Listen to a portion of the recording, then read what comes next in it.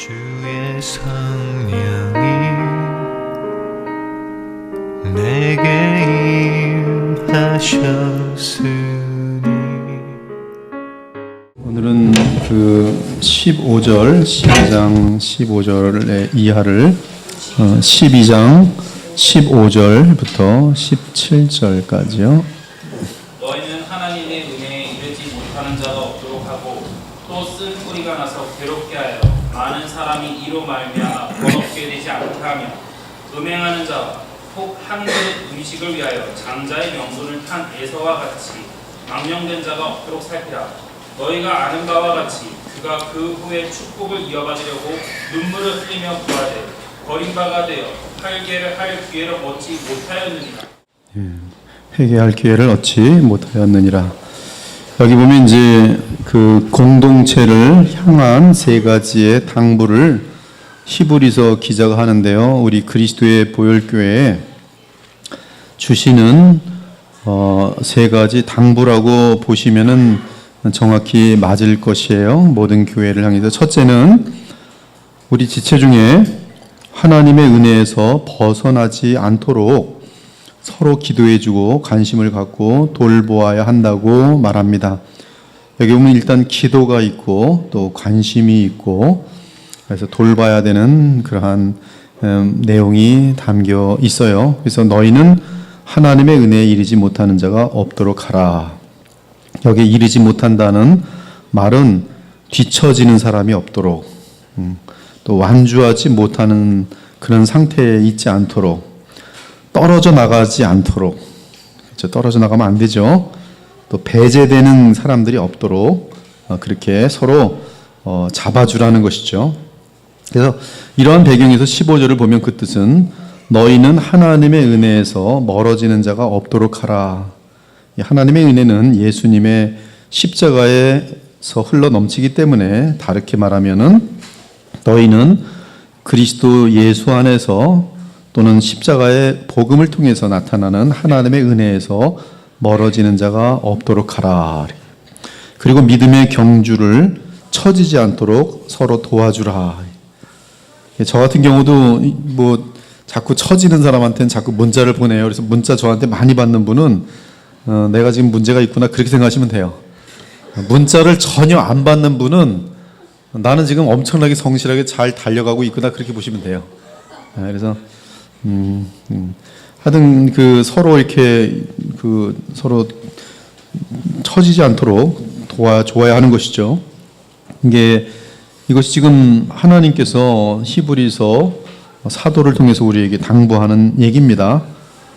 참 외로운 시대이기 때문에 저 같은 경우는 이제 외롭질 않아요. 천성적으로 좀 그 외로움을 덜 타는 사람이에요. 그래서 외로움이라는 건 잘 모르는데 다른 사람들은 안 그런 것 같아요. 굉장히 외로워하는 것 같은데 외로운 이 세상에서 서로 좀 좋은 남 뒤를 씹는 문자들 말고 서로 격려하고 신앙을 붙들어주는 문자들을 많이 해주시고 전화해 주시는 것은 성경의 권면입니다. 누구라도 믿음의 경주를 완주하지 못하는 일이 없도록 하라. 믿음의 경주를 달리는 공동체에서 떨어져 나가는 일이 없도록 하라. 믿음의 경주에서 제외되거나 배제되는 일이 없도록 하라는 뜻이 가능하겠어요.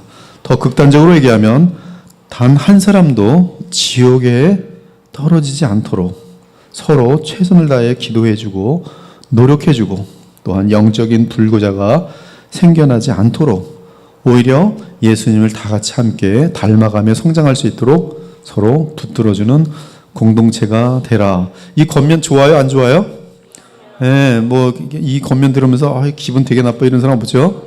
네, 그러면 안 돼요. 겉면 아멘으로 받으시고 내가 지금부터 우리 교회에서 좋은 영향력을 미치는 사람이 되자. 좋은 영향력은 가능한 서로의 좋은 점을 서로 자꾸 얘기해 주는 게 좋아요. 죄라는 것은 하나님께서 공개적으로 드러내실 것입니다. 다 드러나게 돼 있어요. 우리까지 같이 죄를 들춰낼 필요 없고 저 사람 뭐 문제가 있다고 자꾸 얘기할 필요 없어요. 우리는 얘기를 할 때 다른 사람들의 장점, 동준이를 보면 동준이는 사색이 깊어 이런 식으로 얘기하면 얼마나 좋아요. 서로 자꾸 칭찬을 해주고 붙들어주고 그렇게 할 때 교회가 힘이 얻고 위로가 되면서 하나님께서 기뻐하실 수 있습니다. 둘째는 이 쓴뿌리라는 단어가 나오는데요. 쓴뿌리가 나서 괴롭게 하며 많은 사람을 더럽히게 되는 일이 없도록 하라라고 말합니다. 여기 쓴뿌리는 두 가지의 개념이 있어요. 이 문맥 속에서 보면은 교회의 문제를 일으키는 것을 쓴뿌리라고 말하고 있고요. 또 그리고 히브리서 전체에서 볼 때는 교리적인 부분이 있어요.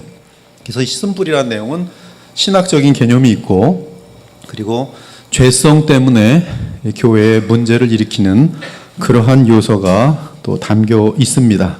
이 두 가지 의미가 다 담겨 있어요. 이 중에서 한쪽 개념만 붙들고서 다른 일반적인 개념의 쓴뿌리를 무시한다거나 아니면 일반적인 개념만 붙들고 신학적인 개념을 파헤치지 못하면 그것은 이 쓴뿌리에 대한 정상적인 개념을 붙들지 못한 것입니다. 이 신명기에서 보면 이것이 거기서 인용된 것인데 그 내용도 마찬가지예요. 우상숭배라는 것이 배경인데 우상숭배는 결국 마음속에 예수 그리스도의 영광이 아닌 다른 것이 있음으로 발생하는 그런 어떤 쓴뿌리거든요. 쓴뿌리라는 것은 일종의 이 고약 같은 거예요. 냄새나는 그런 어떤 여기 지금 뭐 배설물이 있으면 얼마나 냄새가 나고 아프겠어요. 또 무슨 뭐 큰 문제가 하나 있는 것이죠. 계속 문제를 일으키는 것이죠. 그래서 이 공동체를 힘들게 하는 어떤 요인. 그래서 누가 봐도 공동체적으로 봤을 때, 저 사람 때문에 지금 공동체 전체가 힘들어지네. 바로 그러한 것이 한 번 우연히 발생한 게 아니라 꾸준하게 발생하는 사람이 바로 쓴뿌리예요. 이런 쓴뿌리가 보통 가정에 있으면은 이제 그 가정은 십자가를 진다고 보통 표현해요. 우리 집에 십자가지. 부부끼리 서로 쓴뿌리가 하나라고 느끼면 내 잘못 결혼해갖고 내 십자가지 그때 선택을 잘못했어. 근데 가정에도 쓴뿌리가 있을 수가 있어요. 근데 교회에도 사람이 많아지니까 쓴뿌리가 얼마든지 있을 수 있어요. 그래서 이 쓴뿌리가 되지 않도록 조심해야 됩니다. 신명기에서는 이 쓴뿌리를 독초와 쑥, 쑥은 엄청나게 쓰거든요. 독초와 쑥. 신학적인 개념으로는 이제 구약에서는 우상숭배 관습과 관련돼 있고 이 지금 히브리서의 신학적인 쓴뿌리는 율법주의와 영지주의입니다. 그래서 이 새 언약을 파괴하는데 가장 큰 쓴뿌리는 언제나 율법주의와 영지주의고요. 이것이 나오게 되는 배경도 결국 예수 그리스도를 왕으로 구세주로 모시지 않고 자신의 영광과 자기의 깨달음 같은 것들을 강조하면서 나오게 되는 그릇된 신학이죠. 그래서 율법주의는 그리스도와의 연합을 통한 새 생명선을 놓치고 인간의 의를 가지고 경쟁하는 구도를 갖는 것이 율법주의고요. 영지주의는 이것은 체험을 공유하게 되면서 갖게 되는 그러한 악령과의 접신인데 이것이 모든 종교에 있다는 것이에요. 신사도 운동이 성령 운동 같은 것으로 열심히 달려갈 때 놀랍게도 카톨릭은 굉장히 율법적이잖아요. 뭐 해라 하지 마라 리추얼이 많다고. 근데 카톨릭에도 1960년대 이후로 제2차 바티칸 회의 이후로 성령의 역사들이 계속 나타난다고 하면서 이제 거품 무는 체험들을 하는 것이죠. 이 체험은 이슬람에도 나타나고 불교에도 나타나고 무당들에게도 나타나고 신사도 운동들에게 나타나고 그러니까 정상을 비성장으로 만드는 어떤 특이한 현상들이 나타나는 것이죠. 근데 이런 것들이 지금 보면 영지주의와 다 관련돼 있고 악령과의 접신과 관련됩니다. 종교 다원화와 관련돼요. 왜? 체험이 동일하다는 것이죠. 너도 체험했어? 너도 거품 물었어? 나도 거품 물었는데 알고 보니까 우리는 같은 동자래 해서 자기네들끼리 만나는 것이죠. 종교가 틀려도.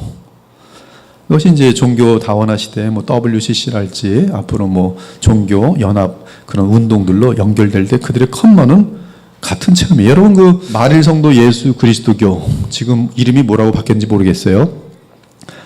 그 마릴성도 예수 그리스도교 가면은요 거기 한국에도 선교사들이 양복 쫙 입고 영어 성경 들고 영어를 배우시겠습니까? 하고 제 대학교 때는 이제 이 마릴성도 뭐라 그래요 그 몰몬교 몰몬교. 근데 이 몰몬교가 보면은 그 뉴욕 쪽에 이제 본부가 있고 그런데요. 얘네들이 체험이 있어요. 체험. 그래서 그 체험까지 들어가면 몰몬교도에서 빠져나오지 못합니다. 왜? 자기가 직접 체험했으니까. 근데 몰몬교의 탄생도 체험이에요. 예, 교회에 대한 어떤 부패에 굉장히 혐오를 느끼는 조셉 스미스라는 사람이 야고보서 1장 5절에 의심하지 말고 믿고 기도하면 응답하신다는 그걸 붙들고 산속에 들어가서 기도했더니 천사가 나타나서 나는 기존의 교회를 다 버렸노라. 내가 너로 하여금 새로운 기독교를 시작하겠으니까 거기 가면 내가 너에게 쓴 경전이 있느니라. 그래서 가서 봤더니 뭐 어딜 지나가서 뭐 숲을 풀 쏘고 있는데 제가 이제 영어로 읽은 간증이에요. 읽었더니 거기에 이제 뭐가 있어요?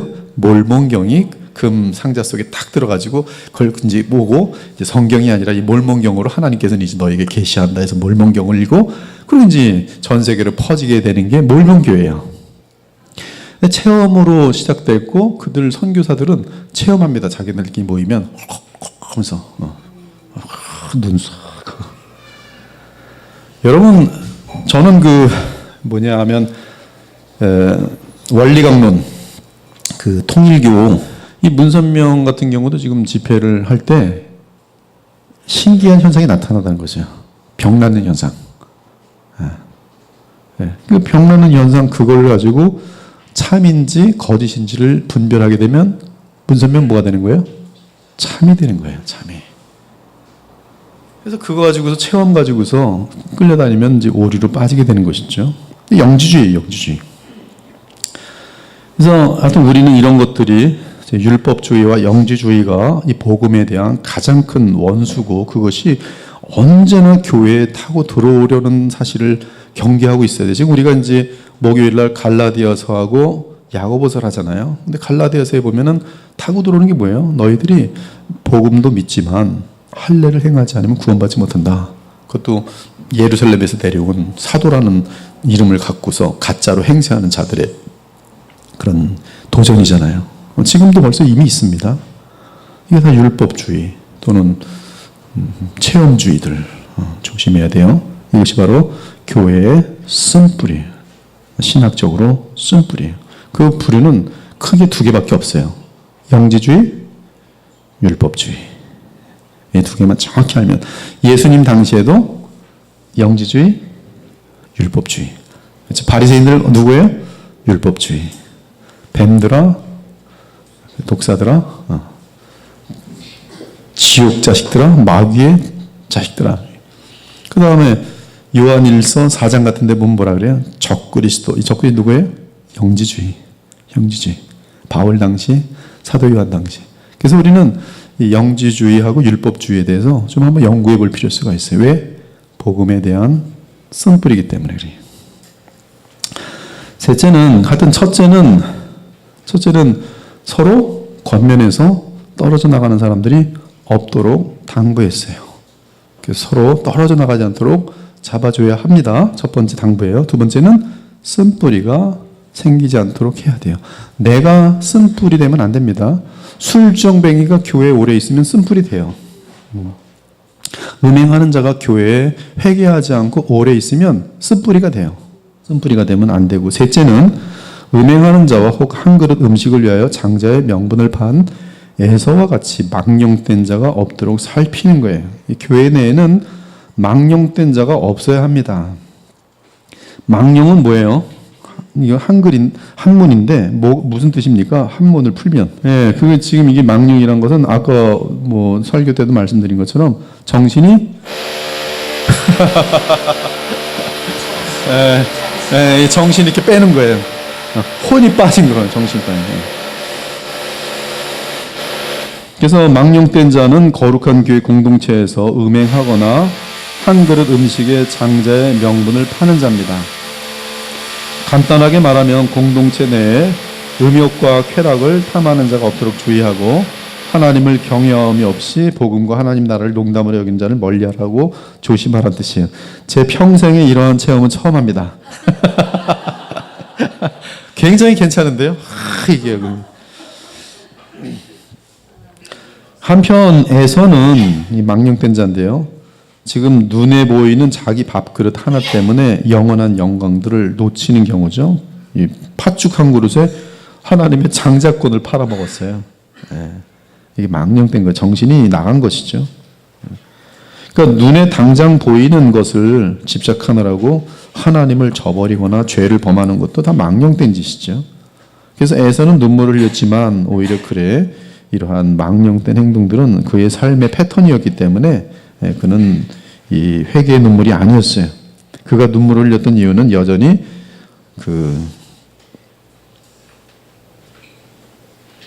이삭에게서 그렇죠? 세속적인 그러한 관점에서의 복을 받지 못했다는 억울함 때문에 울은 것이지 결코 하나님 나라의 왕으로 오실 메시아와의 관계를 잃은 것에 대해 눈물을 흘린 것이 아니었어요. 그러므로 그리스도와의 관계를 업신 여기는 자들, 거룩한 예배를 업신 여기는 자들이 교회 공동체 내에 없도록 해야 됩니다. 여러분, 교회를 소중히 여기시고 교회에서 의자 집어 던지지 마세요. 교회에서 뭐 주먹 다짐 하지 마시고 교회에서 쌍욕하지 마시고 아무리 화가 나도 쌍욕하고 싶으면 저기 카페로 불러서 조용히 싸우세요. 교회라는 것은 거룩하게 구별된 곳입니다. 함부로 행하는 것은 하나님께 큰 범죄가 될 수 있어요. 교회가 이제 A파 B파 나눠져서 하면 망령돼요. 정신을 잃어버립니다. 그래서 목사님 설교하고 있는데 가서 마이크 뺏어갖고 집어 던지고 야 청년들 다 나와 청년들 이러고 나와서 또 밀치고 안 밀라고 그리고 서로 찬송 부르면서 기도 서로 하고 방언하고 지금 하는 그런 건 안 돼요. 근데 이런 일들이 지금 잦다는 거죠. 많이 있다는 것이죠. 저희 교회는 주님 오시는 그날까지 이런 일이 없었으면 좋겠어요. 싫으면 다 떠나면 되는 거예요. 목사도 정 싫으면 그냥 조용히 떠나면 되는 거예요. 다 그냥 서로 마음에 안 들면 떠나면 되는 것이지 하나님 앞에 큰 범죄를 질 필요가 없는 것이. 그리고 하나님께서는 살아계셔서 그릇된 측을 향하여 하나님의 분명한 큰 심판이 있어요. 공의로운 심판인데 하나님 정말 살아계세요. 무서워요. 무섭습니다. 그것을 우리의 힘으로 다 해결하려고 할 필요가 없는 거예요. 그래서 이 예배를 업신 여기거나 그럴 필요가 없습니다. 그래서 이런 일들이 우리에게 없도록 항상 하나님을 향하여 그래서 서로 돌보고 사랑하고 마음이 분노가 생기지 않도록 서로 챙겨주고 그리고 항상 기도해주고 또 좀 이렇게 기분 나빠하면 도닥거려주고 그렇게 하면서 우리가 간다면 이 교회에 하나님께서는 큰 역사를 네, 참 좋습니다. 경주자의 현 위치와 상황, 이제 마지막으로 히브리서 기자는 믿음의 경주를 달리는 자들에게 제가 사실은 이제 이것을 오늘 핑계로 해서 이제 히브리서를 안 하려고 그랬어요. 그랬더니 가만히 생각하는데 이럴 때일수록 더 해야겠더라고요. 그래서 오늘 4시까지 합니다.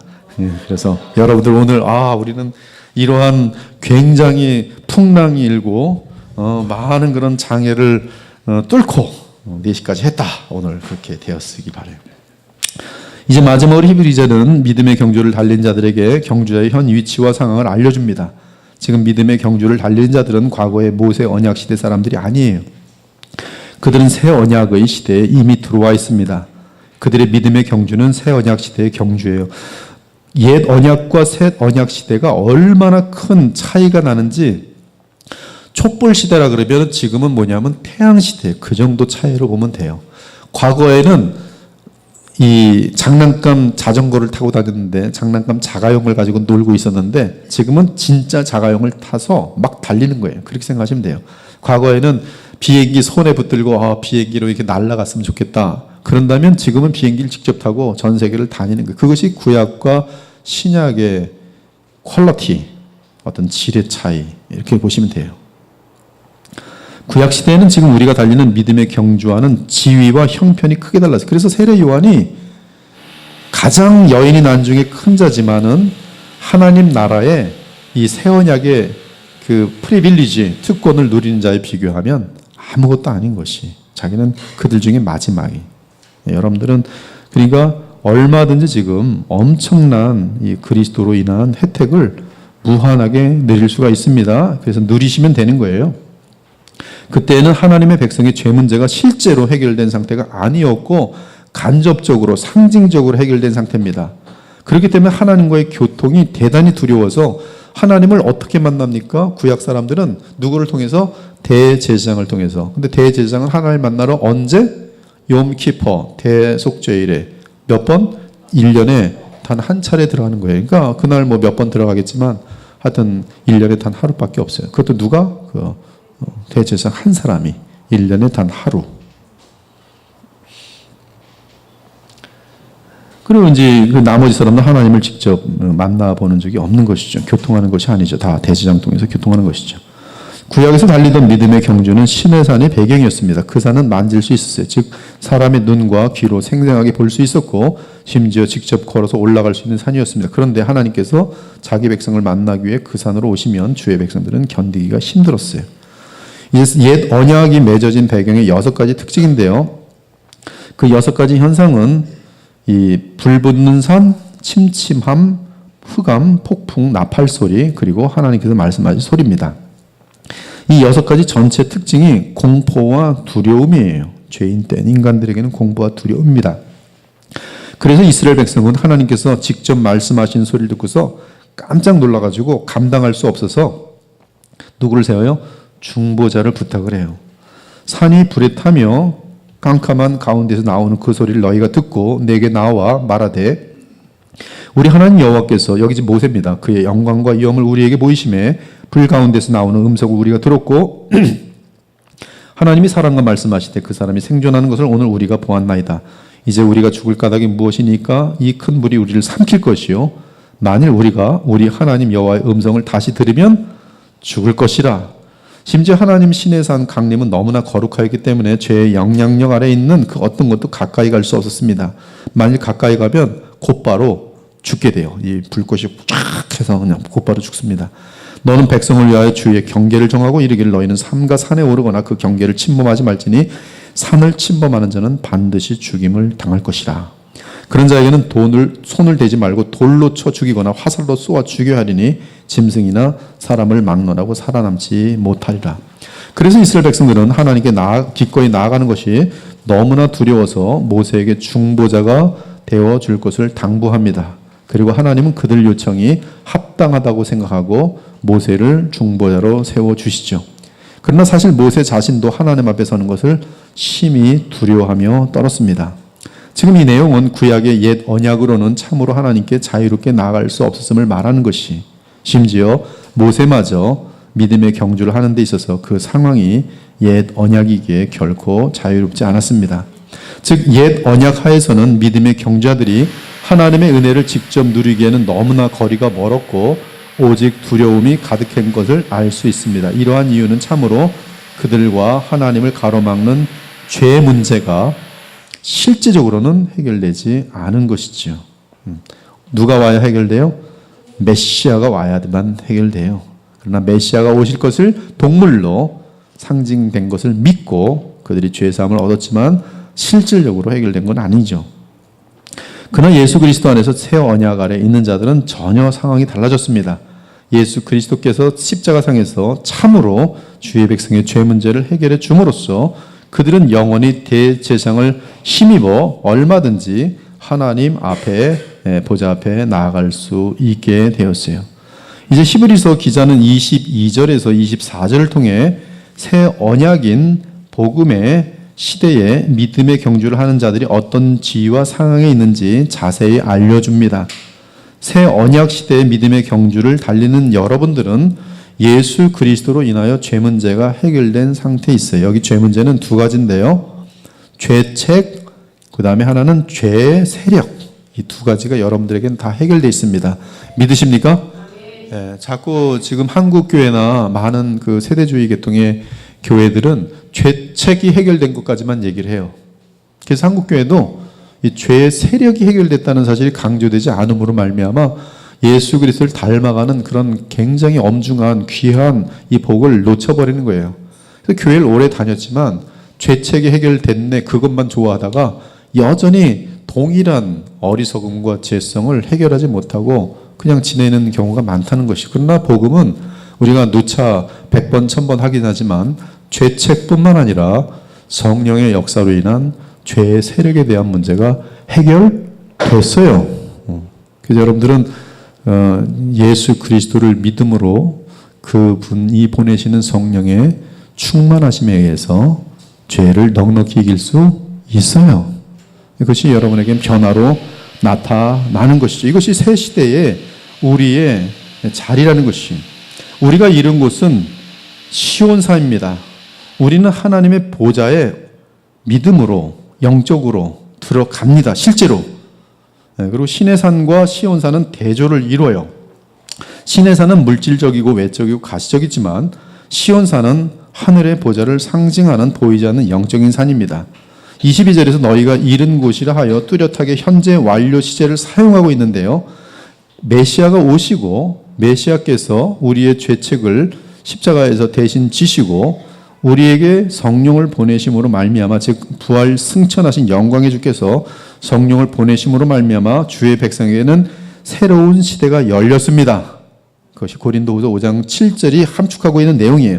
그 사람도 주님이 보내시는 새 생명으로 말미암아 새로운 피조물이 되었고 또한 온 세상의 역사 자체가 예수께서 성령으로 얼마든지 죄의 세력을 다스릴 수 있고 제거할 수 있는 그런 시대가 온 것이, 이것이 그래서 고린도후서 5장 7절은 전 우주적인 차원에서 새로운 시대가 열렸으며 또한 각 개인에게도 그들이 이 거듭남과 함께 새로운 삶이 시작되었음을 알려주는 것이죠. 아무튼 새 언약 시대의 그리스도인들은 시온상에 와 있다라는 과거형을 쓰고 있어요. 와 있다. 여러분들은 지금 그래서 여러분은 이 에베소 2장에 보면 여러분 지금 어딘지 아십니까? 하늘에 와 있다 그랬어요. 여러분 하늘에 앉아 있다. 예수 그리스도와 함께. 그 성은 살아계신 하나님의 도성으로서 하늘의 예루살렘입니다. 그곳에는 천만 천사가 있고요. 또한 하늘에 기록된 장자들의 모임과 교회가 있어요. 이는 구약의 성도들 및 이미 우리보다 앞서 주의 보좌에 가 있는 성도들의 모임을 말합니다. 여러분들도 이 세상을 떠나면 어디로 들어가요? 하늘 교회로 들어가요. 의로운 영이 돼서, 의로운 영이에요. 뭐가 없어요? 몸이 아직 없어요. 의로운 영들이라 그랬어요. 그래서 여러분들은 죽자마자 아주 그게 얼마나 찰나가 될지 모르지만 탁 하고 죽는 순간 여러분들은 아브라함의 품에 있습니다. 누가 호의를 해요, 여러분들? 동준 누가 호의해? 네, 천사가 호의해요. 천사가. 누가 보면 그 16장에 거지 나사로 비우면 거지 나사로는 누가 데려가요? 천사가 호의하여. 여러분들도 언젠가 죽을 거고 저도 죽을 건데 누가 보면 16장 22절 동준이 한번 읽어봐요. 16장 22절. 이에 그 거지가 죽어 천사들에게 받들려 아브라함의 품에 들어가고. 여기 보면 거지 나사로가 아브라함의 품에 들어갈 때 누구한테 받들렸어요? 네, 천사들. 여러분이 죽으면 누가 받들어가요? 네, 천사들이 와서 촥 의적 임재 촥 하나님 보좌 앞으로. 의로운 영들이 있고 아직 주의 재림과 함께하는 부활의 상태가 아니기 때문에 하늘의 주의 백성들은 완전하여진 의로운 영들의 상태로 있습니다. 하늘에 또 누가 있어요? 새 언약의 중보자이신 예수님이 계세요. 어떤 형태로 계십니까? 예수님 어떤 형태로 계세요? 영광을 입으신 부활체로 계세요. 그분 안에는 신성이 무한하게 계시고 우리는 하나님을 볼 수 없어요. 그러나 누구를 봐요? 예수님을 보면서 결국 누굴 보는 거예요? 하나님을 보는 거예요. 하나님이, 예수님이 계세요. 온 우주에 하늘에 있는 것과 땅 아래에 있는 것과 땅 위에 있는 모든 것 위에 딱 중심에 누가 계시냐면 예수께서 계시고 예수를 통해서는 무한과 영원으로 이어지는 것이. 그래서 우리에게는 유한과, 하늘나라 가도 우린 유한이거든요. 유한과 한계가 있는 우리로서는 하나님의 세계를 그래서 우상으로 만들 수 없을 뿐만 아니라 그래서 이 어린 양은 이걸 리플렉션하는 등대예요. 등대. 즉 하나님이 태양빛이라고 하면 이 어린 양은 우리에게 등불이 돼요. 등불. 그래서 계시록에 보면 어린 양은 영원히 계신 어린 양은 우리에게 등불이에요. 그리고 우리는 어린 양을 보면서 하나님을 영원히 즐거워하고 기뻐하는 모습이 되는 거예요. 예수님을 보는 것이 곧 하나님을 보는 것이죠. 참으로 그분은 하나님이시기 때문에. 그래서 우리는 하늘과 연결되어 있는 상태에 있기 때문에 우리의 눈은 그리스도로 말미암아 하늘의 도성이 보이며 또한 성령으로 말미암아 그 나라가 영적으로 체험됩니다. 그곳에는 응원하는 믿음의 영웅들의 함성이 들려옵니다. 그곳에서 그것은 우리가 믿음으로 달려가 궁극적으로 도착하는 곳이겠지만 이미 성령 안에서 지금 이곳에서 누릴 수 있다. 있다. 그 이유는 예수 그리스도를 믿는 신자들은 보이지 아니하는 하늘의 시온성인 새 예루살렘에 이미 들어가 있기 때문에 그래요. 그들은 어린 양의 피로 말미암아 죄로부터 자유를 얻은 하나님의 성도들이. 따라서 이 땅에서 믿음의 경주를 달리는 자들은 여전히 분투하며 노력해야 하지만 그럼에도 그들은 현재의 어린 양의 보혈의 효력을 누리며 죄의 사함을 받으며 또한 죄와 싸워 이기고 마침내 이 세상을 떠날 때는 곧바로 하늘로 들어가 그 영혼이 완전하게 되어 천사들과 믿음의 조상들과 함께 하나님 보좌 앞에서 예배하게 될 것이, 나아가 그리스도께서 재림하실 때는 부활체를 입음과 함께 새하늘과 새 땅을 기업으로 얻게 될 것입니다. 거기 히브리서 9장 14, 15절 여러분이 한번 읽어보도록 할게요. 시작.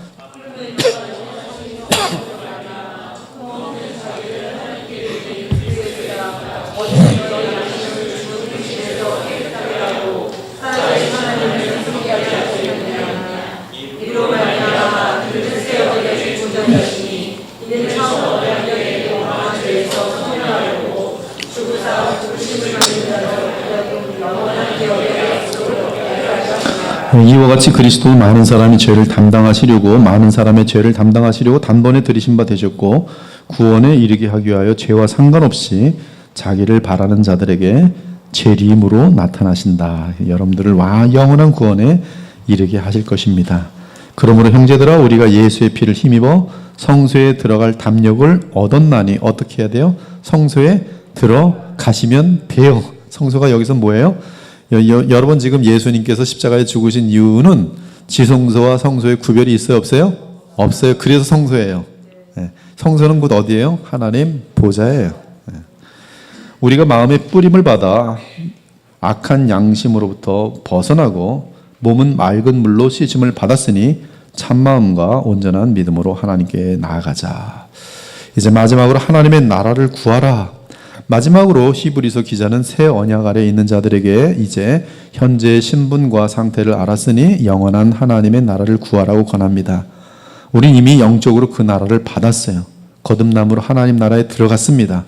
그러나 그 나라는 장래에 물리적으로 이 땅에 임하게 될 것이, 이때 히브리서 기자는 하나님께서 시내산에 오실 때 그 시내산과 땅을 진동시킨 사건을 알려주면서 예수님 재림하실 때 하나님이 다시 오실 때 온 하늘과 온 땅을 진동시킬 것이, 그러면 진동시키면 막 흔들린다는 것인데 흔들리는 것들은 다 무너져요? 안 무너져요?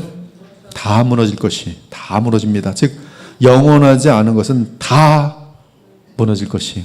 여러분 그러므로 지금 현실 살 때 영원하지 않은 것을 위해서 살면 여러분은 헛수고로 끝나는 것이. 왜? 진동될 때 영원하지 않은 것은 다 불못에 들어가고 영원한 것만 남기 때문에 그래요. 근데 무엇이 영원한 것입니까? 요한 1서 2장에 보니까 하나님 아버지께 순종하는 것만 영원해요. 한번 봅시다. 그래서 여러분들은 영원한 것을 추구하는 게 지금이야 보이는 것 붙잡으면 신나죠.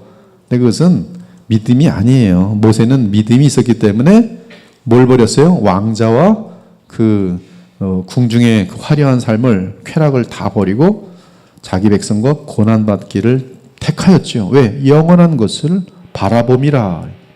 그래서 요한일서 2장에 보면 16, 17절 무엇이 영원합니까? 무엇이 영원하지 않습니까? 영원하지 않는 것 말해보세요. 16절에서 육신의 정욕, 안목의 정욕, 이생의 자랑. 이건 영원하지 않아요. 그래서 여러분들이 명품 같은 거 백날 좋은 거 붙들어 봤자 영원하지 않아요. 하나님 1억짜리 명품을 샀습니다. 영원한 나라로 갖고 갈 줄 믿습니다. 갖고 가요? 못 갖고 가요? 아니에요. 그런 거 아니란 말이에요. 영원하지 않아요. 육신의 정욕, 이 땅에서 백날 누려봤자 별 의미 없어요. 영원으로 넘어가지 않아요. 영원한 게 뭐예요? 17절에 그렇죠. 이 세상도 그 정욕도 지나가요. 오직 하나님의 뜻을 행함, 하나님의 뜻을 행함만이 영원합니다. 흔들리지 않는 것들은 영원한 것들을 붙드는 것이고, 흔들리지 않는 것을 구하는 삶은 언제나 예배를 통해서 하나님을 만나는 삶이에요. 그리고 새하늘과 새 땅을 바라보면서 영혼을 사모하는 것이 바로 흔들리지 않는 것을 이제 준비하고 흔들리는 날을 준비하는 것이죠. 이제 마지막으로 하나님을 섬기는 것은 기쁘게 섬겨야 하고 감사함으로 섬겨야 합니다. 이 섬김은 두 가지의 힘에 의해서 되어야 해요. 첫째는 예수 그리스도의 십자가를 통해서 나타나는 하나님의 5분 남았어요. 십자가에 대한 감사가 깊어갈수록 섬기게 되어 있어요. 이 섬김은 하나님께서 기뻐하세요. 그런데 하나님께서는 이 줄만 주신 게 아니라 우리의 섬김을 더욱더 격려하고 또 그리고 소망을 갖도록 무엇을 약속하셨냐면 영원한 상을 약속하셨어요. 상을 약속하셨어요. 그래서 여러분들이 고린도전서 15장 마지막에 보면 영원한 그런 부활의 영광들을 보여주면서 그러므로 너희들은 영원한 영광이 서로 엄청나게 다른 그러한 세계가 기다리기 때문에 부지런히 주를 섬기라 그렇게 말하고 있어요. 그래서 우리에게는 장래에 약속이 있어요. 약속.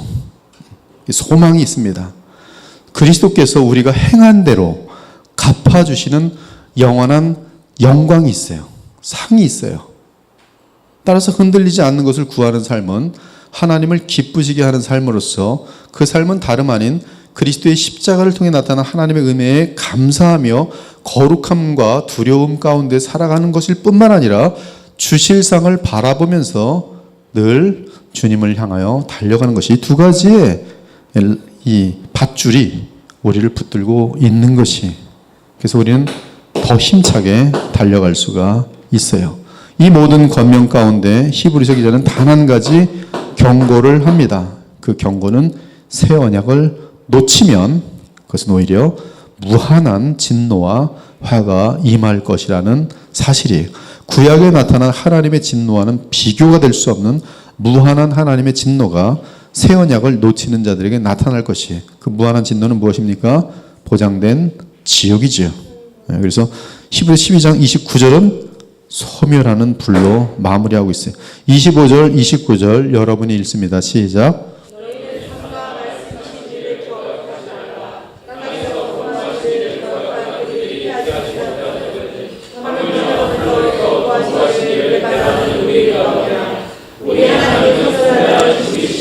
무섭습니다. 그래서 복음을 놓치면 무서운 거예요. 우리 모두 호흡이 마치는 그날까지 오직 복음 안에서 그리스도 생각하고 바라보고 붙은 가운데 새하늘과 새 땅의 영광을 성령 안에서 영적으로 누리고 맛보면서 믿음의 경주를 완주하여 마침내 영광의 면류관을 받기를 바랍니다. 아멘. 기도하겠습니다. 하나님 감사합니다. 이제 히브리서가 12장까지 마치고 이제 한 장만 남겼습니다. 주님 그동안 함께해 주심을 감사합니다. 오늘 또 교회를 향한 세 가지 당부와 또 그리고 우리에게 남겨준 귀한 교훈들을 마음속에 새기고 복음을 절대로 놓치지 않고 주님의 십자가의 사랑에 강건하여 주를 섬기게 하시고 또한 주님이 약속하신 상들을 바라보면서 힘있게 달려갈 수 있는 저희들 되게 하여 주시옵소서. 오늘도 돌아가는 발걸음에 큰 위로가 있게 하시고 하나님의 말씀대로 순종하는 큰 능력을 얻어 이 시간 떠나고 있사오니 그 아름다운 열매들로 한 주간 감사의 시간들이 되게 하여 주옵소서. 예수 그리스도 이름으로 간절히 기도합니다. 아멘. 네, 감사합니다.